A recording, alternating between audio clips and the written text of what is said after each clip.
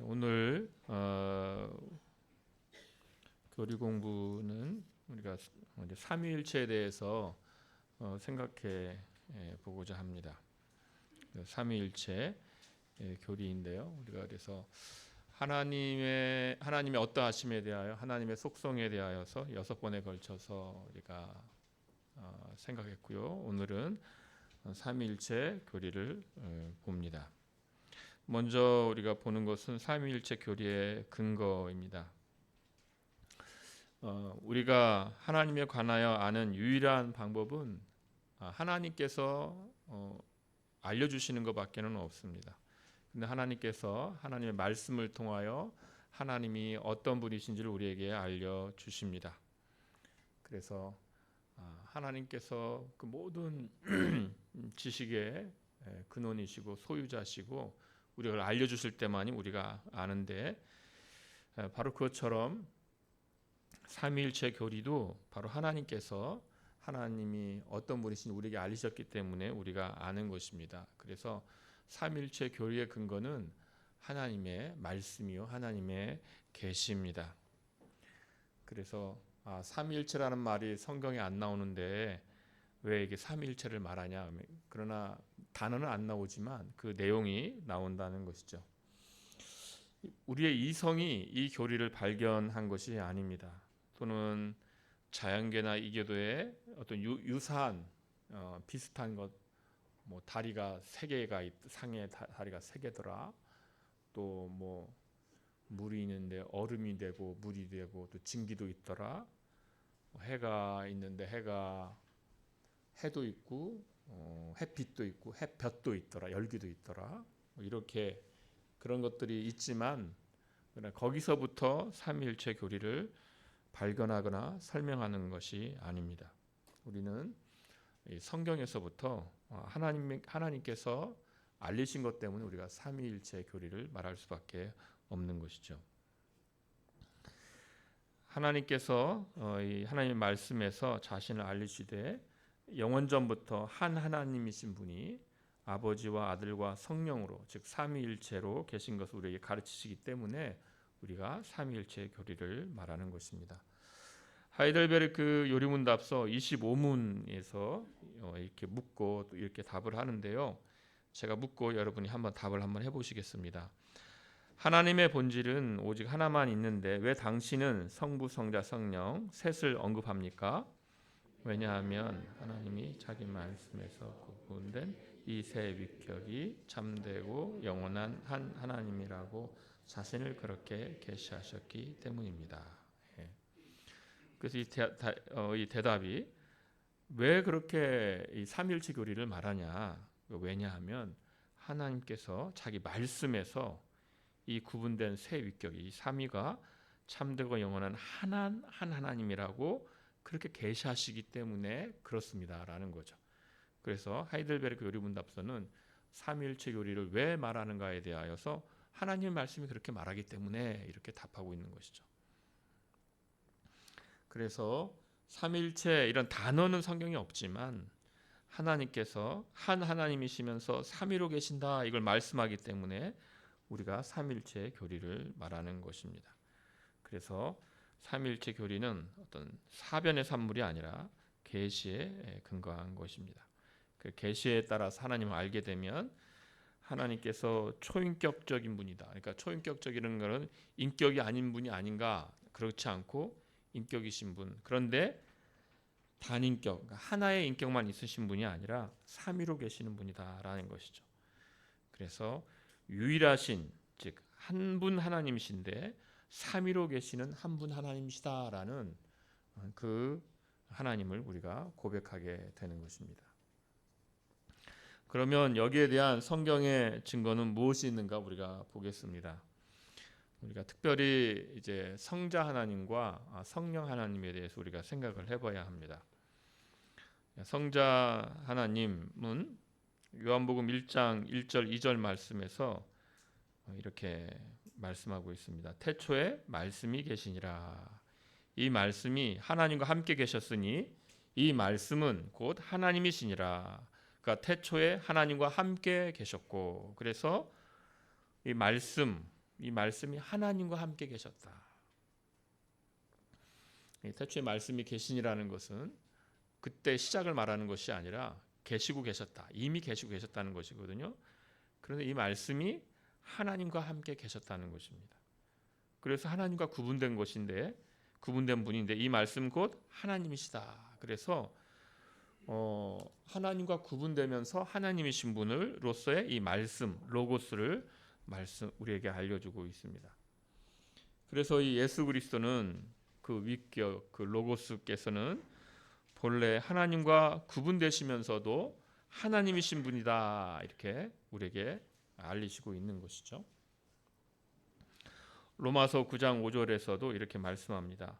조상들도 그들의 것이요 육신으로 하면 그리스도가 그들에게서 나셨으니 그는 만물 위에 계셔서 세세 찬양 받으실 하나님이시니라. 아멘. 그래서 예수님께서는 사람이시고 하나님이신 분인데 그분에 대하여서 그 육신으로는 사람으로 오셨지만 그분은 어떤 분이시냐? 그는 본래 하나님이신 분이다. 세세 찬양 받으실 하나님이시다라고 말씀하고 있습니다. 하나님이시기 때문에 그 모든 속성이나 그 사역에 있어서 하나님의 속성을 가지신 분이시요 또한 하나님의 사역을 하시는 분입니다. 그래서 요한복음 1장 3절에서 만물이 그로 말미암아 지은 바 되었으니 지은 것이 하나도 그가 없이는 된 것이 없느니라 이렇게 말씀합니다. 그래서 창조가 바로 성자 하나님에 이었다는 것이죠. 그래서 하나님과 구분되면서 그러나 하나님이신 분, 굉장히 독특한 우리에게 이것을 어떻게 우리가 말해야 되는가? 결국 우리가 이제 삼위일체 교리로 말하는 것인데요. 하나님의 속성을 갖고 계시고 하나님의 일을 하시는 것이죠. 창조는 하나님의 일인데 바로 그 창조를 성자 하나님께서 하신 것입니다. 구약에서 하나님을 시험한 일이 있는데 고린도전서 10장 5절에서 9절 말씀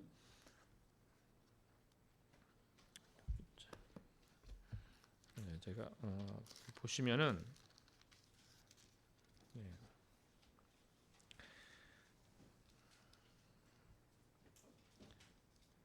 이 우상 숭배한 것에 대하여서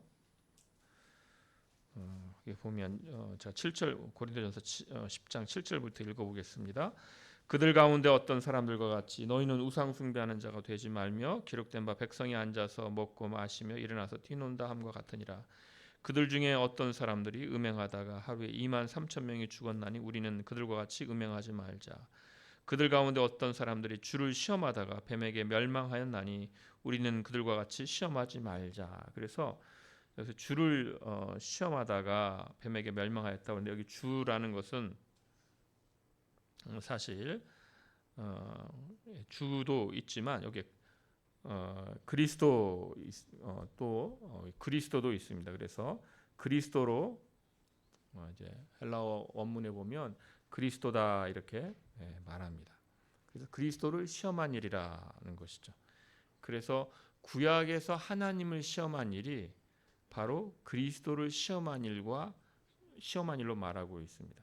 이스라엘 백성이 하나님을 상대해야 있지만 사실은 그리스도를 상대한 것이다. 그러니까 성자 하나님을 상대한 것이다라는 것이죠. 그러니까 지금 그리스도가 구약에 바로 그 여호와 하나님이다라는 것이죠. 예수님께서는 아브라함이 나기 전부터 내가 있느니라 이렇게 말씀하십니다. 하나님을 믿는 것이 동일하게 예수님을 믿는 것입니다. 그래서 나의 주님이시오 나의 하나님이시니이다 이렇게 고백합니다. 이사야 9장 6절에서 오실 메시아가 누구인가? 바로 하나님이십니다. 9장 6절 제가 읽어드리면 이는 한 아기가 우리에게 낳고 한 아들을 우리에게 주신 바 되었는데 그러니까 아기가 낳고 아들을 우리에게 주신 바 되었는데 그 어깨는 정사를 메었고 그의 이름은 기묘자라 모사라 전능하신 하나님이라 영존하시는 아버지라 평강의 왕이라 할 것이라. 그래서 오실 메시아가 사람으로 오시는데 그는 하나님이시라는 것이죠.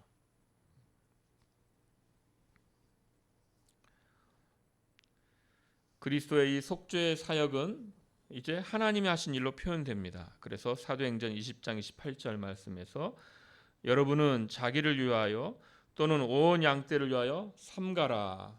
성령이 그들 가운데 여러분을 감독자로 삼고 하나님이 자기 피로 사신 교회를 보살피게 하셨느니라. 그래서 하나님이 자기 피로 사신 교회다. 이거라는 것이죠. 이것은 지금 예수 그리스도께 사신 사역을 말씀한 겁니다. 그래서 하나님의 신성이 피를 흘렸다 이런 의미가 아니라 바로 예수 그리스도가 본래 로고스, 즉 성자 하나님이시기 때문에 그분이 인성을 취하시고 사람이 되시고 그 피를 흘리시고 고난을 당하시고 죽임을 당하심으로써 사신 교회다라는 거죠. 그래서 그분의 그 인격이 본래 하나님이셨다는 것을 우리에게 이렇게 말씀해주고 있는 것이죠. 또 성령도 하나님이셔서 창조에 함께 하십니다. 창세기 1장 2절에 땅이 혼돈하고 공허하며 흑암이 깊음 위에 있고 하나님의 영은 수면의 위에 운행하신다. 그래서 하나님의 영이 성령님께서 바로 창조에 함께 하심을 우리에게 알려주고 있습니다. 사도행전 5장 3절과 4절을 보게 되면 이제 성령을 속이는 일을 바로 하나님을 속이는 일로 말합니다. 제가 여러분께 읽어드리겠습니다. 사도행전 5장 3절 4절입니다. 베드로가 이르되 아나니아야 어찌하여 사탄이 내 마음에 가득하여 내가 성령을 속이고 땅값 얼마를 감췄느냐. 땅이 그대로 있을 때에는 내 땅이 아니며 판 후에도 내 마음대로 할 수가 없더냐. 어찌하여 이 일을 내 마음에 두었느냐. 사람에게 거짓말한 것이 아니요 하나님께로다. 그래서 성령을 속이는 일이 무엇인가? 하나님께 거짓말한 것이다. 이렇게 말씀하죠.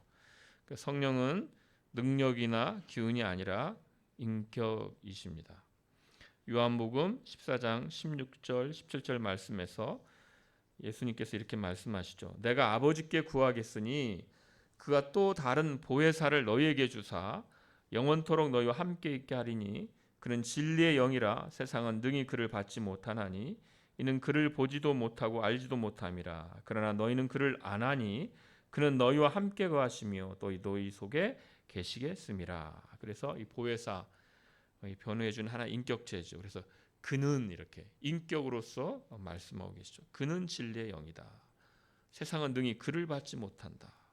이는 그를 보지도 못하고 알지도 못함이라.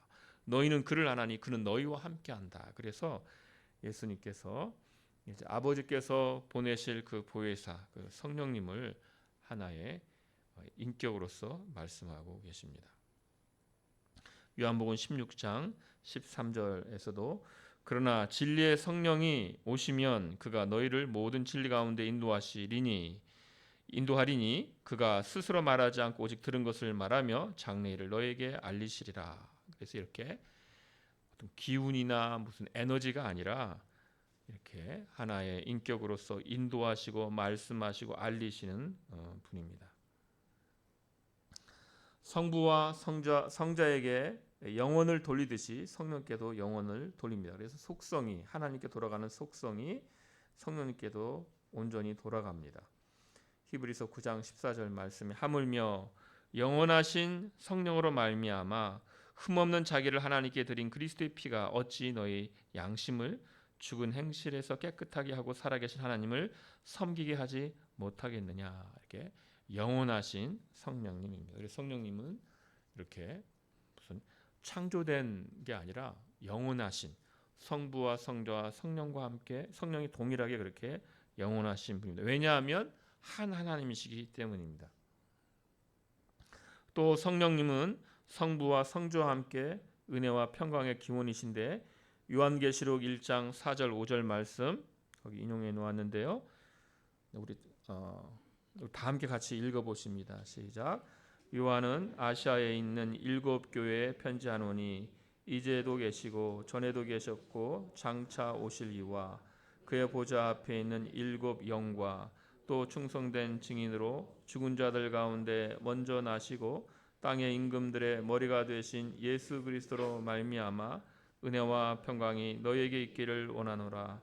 우리를 사랑하사 그의 피로 우리 죄에서 우리를 해방하시고. 여기서 여기까지 읽겠습니다. 보시면 이제 그 은혜와 평강이 오는 그 기원, 그래서 성부 하나님이시죠. 이제도 계시고 전에도 계시고 장차 오실 이. 그리고 성령 하나님, 그의 보좌 앞에 있는 7 영. 그리고 이제 성자 하나님이시죠. 예수 그리스도, 충성된 증인으로 죽은 자들 가운데 먼저 나시고 땅의 임금들의 머리가 되신 예수 그리스도로 말미암아 은혜와 평강이 너희에게 있기를 원하노라. 그래서 은혜와 평강의 그 기원을 이렇게 성부, 성자, 성령을 기원하여서 빌고 있습니다. 그래서 이런 뭐 어떤 움직임, 어떤 뭐 에너지, 어떤 생각 이런 것이 아니라, 또는 창조된 어떤 것이 아니라 위격이시며 영원하신 참된 하나님이십니다. 성경은 분명하게 이렇게 삼위로 계신 하나님을 우리에게 가르치고 있습니다. 그래서 마태복음 3장 16절에서 17절 말씀, 삼위 하나님이 동시에 등장하는 부분이 있죠. 예수께서 세례를 받으시고 곧 물에서 올라오실 때 하늘이 열리고 하나님의 성령이 비둘기같이 내려 자기 위에 임하심을 보시더니 하늘로부터 소리가 있어 말씀하시되 이는 내 사랑하는 아들이요 내 기뻐하는 자라 하시니라. 그래서 성부께서 알리시고 내 사랑하는 아들이다 알리시고 또 성령께서 그 위에 머물고 계시죠. 마태복음 28장 19절 그러므로 너희는 가서 모든 민족을 제자로 삼아 아버지와 아들과 성령의 이름으로 세례를 베풀라. 그래서 우리가 이 교회가 이것을 그대로 받아서 이제 세례를 베풀 때 성부와 성자와 성령의 이름으로 세례를 베풉니다. 이 이름으로는 이름 안으로 이렇게 사실은 되어 있습니다. 이름 안으로 세례를 베풀라. 우리가 이름으로지만 그 직역을 하게 되면 이름 안으로 세례를 베풀라. 그래서 세례와 함께 그 소유가 바뀌는 거죠. 소유가 이제 이름 안으로 들어오는 소속이 바뀌는 방식이 되는 것입니다. 그래서 우리가 성령의 이름의 어떤 이름으로, 그래서 이름의 물론 권위로 이런 것도 있겠지만, 그러나 그 이제 더 본질적인 의미는 이제 아버지의 소유가 성부와 성령과 성자와 성령의 소유가 되었다. 그래서 그 소유가 바뀌는 그 이름 안으로 들어오는 소속이 바뀌는 것이 바로 이제 세례가 되겠습니다. 우리가 이제 축도 우리 매 주일 또 우리가 예배 드릴 때 축도하죠. 주 예수 그리스도의 은혜와 하나님의 사랑과 성령의 교통하심이 너희 무리와 함께 있을지어다. 그렇게 해서 바로 이렇게 삼위일체 하나님의 이름으로 이름 안으로 세례를 주고 또 그것이 우리의 복이 되는 거죠. 이 성삼위일체 하나님이 우리와 함께 있는 것이 우리의 복이 됩니다. 이제 이렇게 우리가 성경에서 어떻게 이 교리가 이렇게 나타나는지 우리가 보았는데요. 이제 교리적으로 어떻게 이것을 더 이렇게 설명을 할 수 있는지, 설명하고 있는지를 우리가 보도록 하겠습니다. 그리고 그 마지막으로 이제 대표적인 이단이 있어서 이단에 대해서 설명하게 되는데, 이런 교리적 설명을 하게 된 것은 바로 이런 이단들 때문에, 이단들의 등장 때문에 이런 교리적 설명을 할 수밖에 이제 없게 됩니다. 먼저 초대교회에서는 이렇게 삼위일체에 대한 이단들이 등장했을 때 용어들이 아직 확정되지 못했습니다. 그러니까 뭐 그 용어들, 그러니까 본체를 말하는 용어, 우시아, 뭐 에센티아, 수스탄티아 이런 용어들이 있었는데요. 그러니까 하나님의 본체는 한 하나님이잖아요. 하나님. 이게 한 하나님에 대하여 설명할 때 말하는 용어들.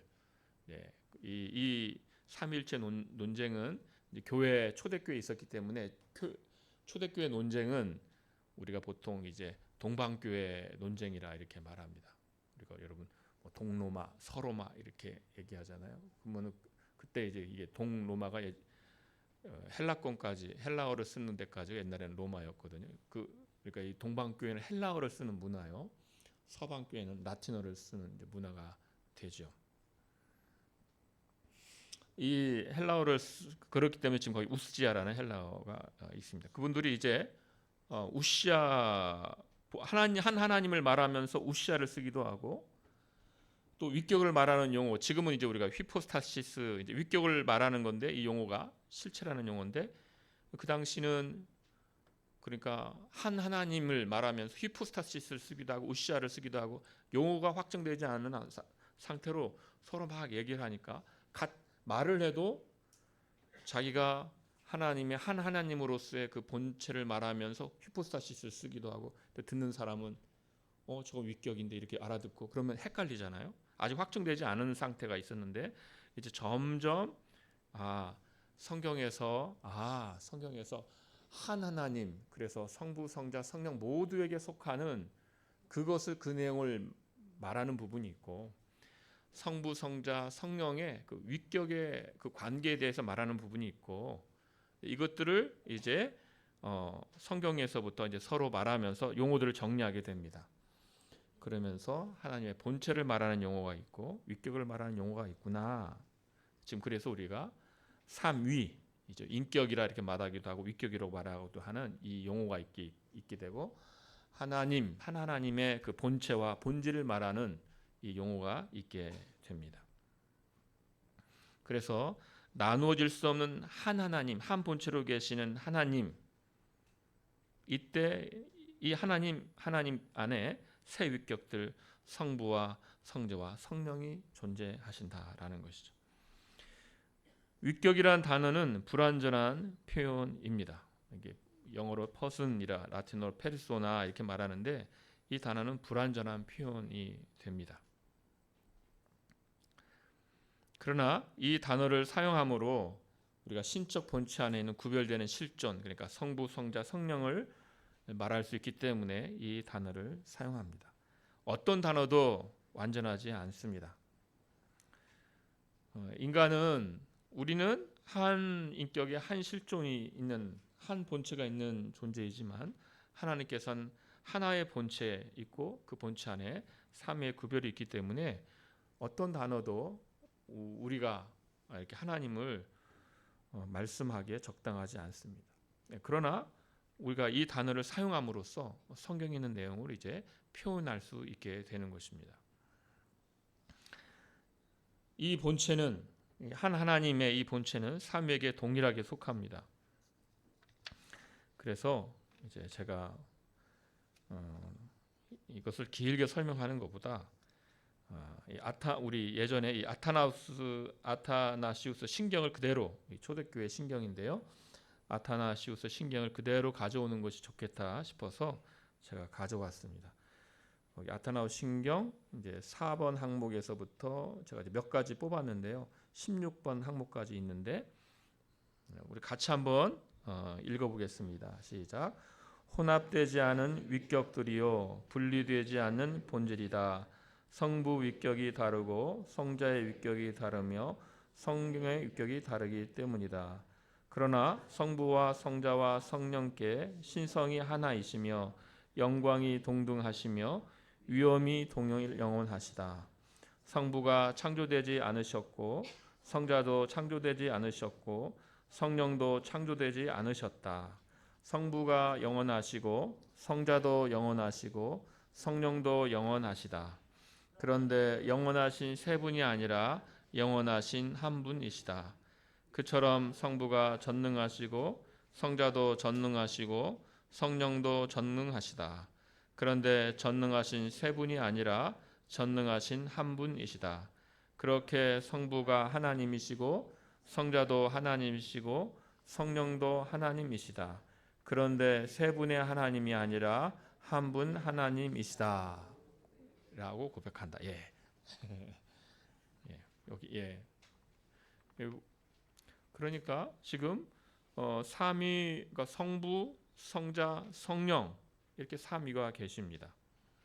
그런데 그 하나님의 그 본체가 다 함께 동일 본질이신 거죠. 그래서 영광이 동등하고 위엄이 동일하고 영원도 동일하고 다 동일한. 그러나 세 분의 하나님이 아니라 한 분 하나님, 영원하신 한 분 하나님. 모든 속성이 동일하여서 성부가 전능하시고 성자도 전능하시고 성령도 전능하시다. 그러나 세 분 전능하신 하나님이 아니라 한 분 전능하신 하나님이라는 것입니다. 삼위일체이신 것이죠. 그리고 성부, 성령, 성부, 성자, 성령 이 삼위는 이제 구별이 되십니다. 구별이 되신다는 것은 낳으심은 아버지 되심, 즉 아버지 되심은 성부에게만 속하며 아들 되심은 성자에게만 속하며 아버지와 아들로부터 나오심은 성령에게만 속하며 내보내심은 아버지와 아들에게만 속하는 것이죠. 성령을 내보내시는 것은. 그래서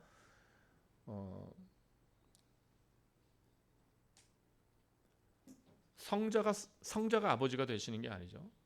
또는 성부가 성자가 되시는 것이 아니고 성령이 성부가 되거나 성령이 성자가 되시는 것이 아닙니다. 그래서 구분이 이러한 구별이 있는 것입니다. 그리고 그분이 피조물에 대하여 사역하시는 그 사역에 있어서도 성부가 성육신하여서 사람이 되시는 것이 아니라 성자가 인성을 취하시고 사람이 되시는 것이죠. 그래서 이런 모든 구분이 이렇게 있게 됩니다. 그래서 성부가 성부의 아버지 되심이 있고 성령은 아버지와 아들로부터 나오시고 이 관계가 있게 됩니다. 이 구분이 있게 됩니다. 이것도 아타나우스 신경에서 우리가 알 수 있습니다. 그래서 제가 거기 또 이렇게 몇 가지 인용해 놓았는데 같이 한번 읽어보십니다. 21번부터 읽어봅니다. 시작. 성부는 누구에 의해서도 만들어지지 않으셨고 창조되지도 않으셨고 나지도 않으셨다. 성자는 오직 성부에 의하여만 만들어지거나 창조되지 않고 나셨다. 성령은 성부와 성자에 의하여 만들어지지 않았고 창조되지 않았고 나오신다.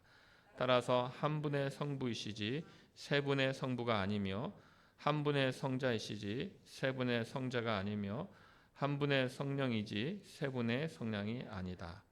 그리고 이 삼위 안에 아무도 더 먼저 있거나 더 나중되지 않으며 아무도 더 크거나 더 작지 않다.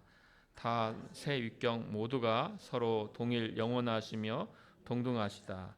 위에서 말한 대로 모든 면에서 삼위 안에서 하나가 또 하나 안에서 삼위가 예배 받으셔야 한다. 그래서 이 성부, 성자, 성령 이 삼위가 이런 방식으로 구분된다는 거죠. 그러나 이렇게 창조되신 것이 아니라 바로 이것은 그러니까 우리가 영원하신 하나님이시잖아요. 영원하신 하나님. 그리고 이것들은 지금 이 내용들은 성삼일체 하나님께서 우리에게 계시해 주신 내용인데 지금 이 땅 위에 살아가는 우리가 지금 하나님을 알도록 우리에게 알려주신 내용들입니다. 그러나 이 내용을 이 땅에 있는 내용, 이 땅에 있는 이것을 그대로 적용하여서 이렇게 표상할 수가 없는 것입니다. 왜냐하면 이것은 지금 영원 가운데 계신 것입니다. 영원 가운데. 영원이라는 것은 하나님의 영원이라는 것은 우리가 하나님의 속성을 다룰 때 영원이라는 그 속성을 다룰 때 여러분 아신 것처럼 하나님께서는 시간에 매이신 분이 아니신 거죠. 시간이 흘러가는 중에 성자를 만드시고 성령을 만드시고 이런 것이 아닙니다. 성부, 성자, 성령 삼위일체 하나님은 시간 밖에 계시는 시간에 매이시는 분이 아닙니다. 이 삼위 하나님께서 시간을 창조하신 것이거든요. 그래서 이것들을 시간 안에 있어서 시간 안에서 그 부모가 자녀를 낳아서 그 자녀가 존재하지 않았던 적이 있는 것처럼 그렇게 생각을 해서는 안 되는 것이죠. 영원하신 하나님에 대한 것입니다. 자, 대표적인 이단들을 우리가 또 보도록 하겠습니다. 두 가지 대표적인 이단들이 있는데요. 역동적 단일 신론이라고 하는 것과 양태론적 단일 신론이라는 것이 있는데 이 두 가지를 우리가 거절합니다. 유일신과 단일 신론은 이제 다릅니다. 그러니까 유일신이라는 것은 한 하나님을 섬기기 때문에 유일신이고요. 단일신이라는 것은 삼위를 인정하지 않는 것을 단일신론이라고 합니다. 성부, 성자, 성령 삼위를 인정하지 않는 걸 단일신론이라고 합니다. 언어는 비슷하지만 완전히 다른 의미죠. 그래서 우리는 유일하신 하나님, 그러나 삼위일체 하나님을 우리는 믿는 것입니다.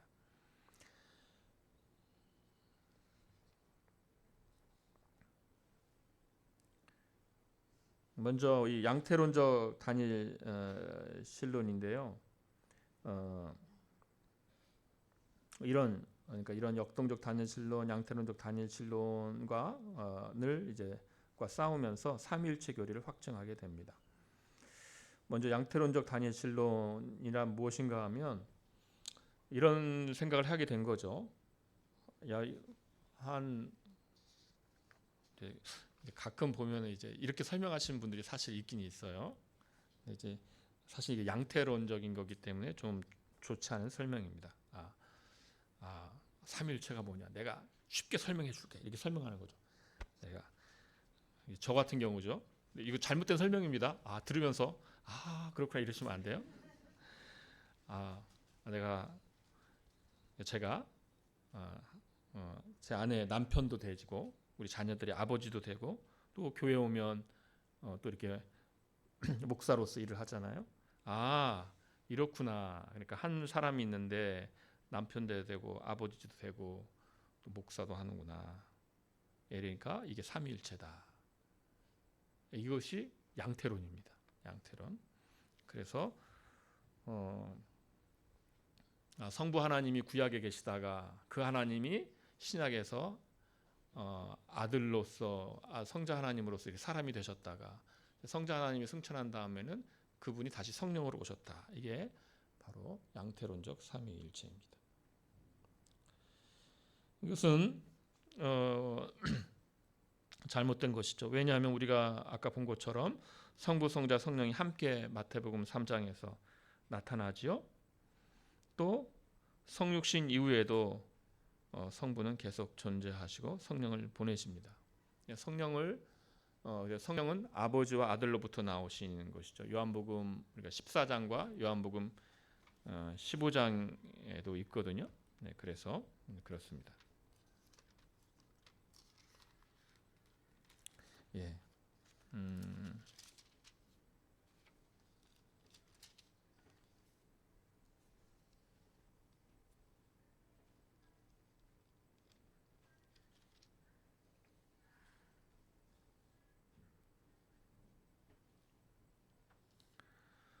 요한복음 15장 한번 보시면 요한복음 15장 26절에 내가 아버지께로부터 너희에게 보낼 보혜사 곧 아버지께로부터 나오신 진리의 성령이 오실 때에 그가 나를 증언할 것이다. 이렇게 말씀하고 있습니다. 그래서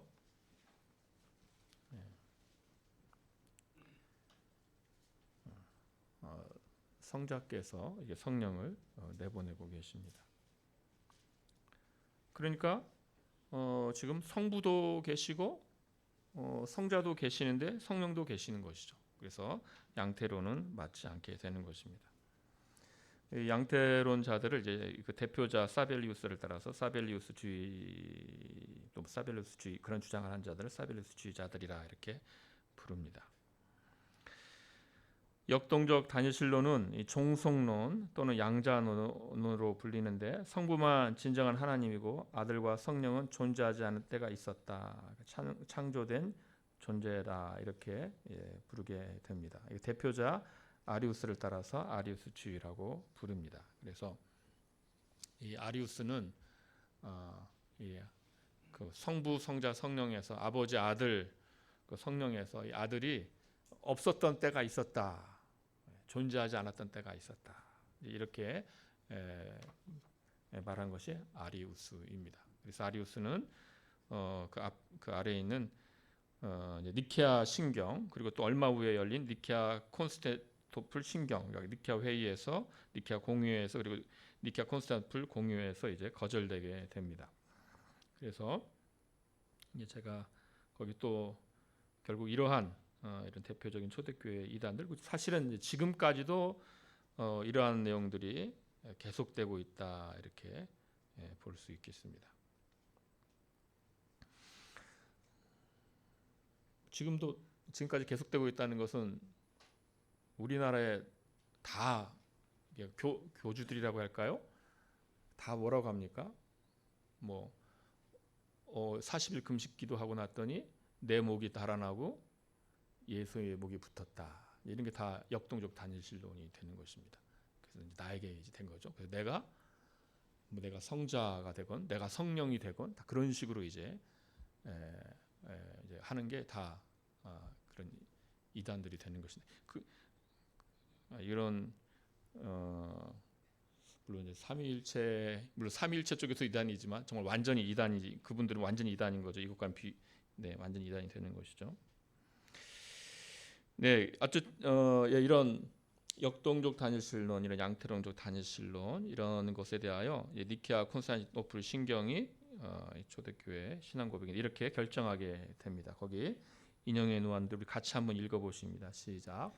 하나님의 독생자를 믿으니 시간 전에 성부로부터 나셨으며 하나님에게서 나신 하나님이시요 빛에서 나신 빛이시요 참 하나님에게서 나신 참 하나님이시니 나셨고 창조되지 않으셨고 아버지와 본질이 같으시며 그를 통해 만물이 있게 되었으며 그는 우리 인간들 때문에 또 우리의 구원 때문에 하늘에서 내려오시고 성령으로 동정녀 마리아에게서 육신이 되셨고 그리고 주님이시여 살리시는 성령을 믿사오니 그는 성부와 성자로부터 나오시며 그는 성부와 성자와 함께 더불어 경배를 받으시고 영광을 받으시고 그는 선자를 통하여 말씀하셨습니다.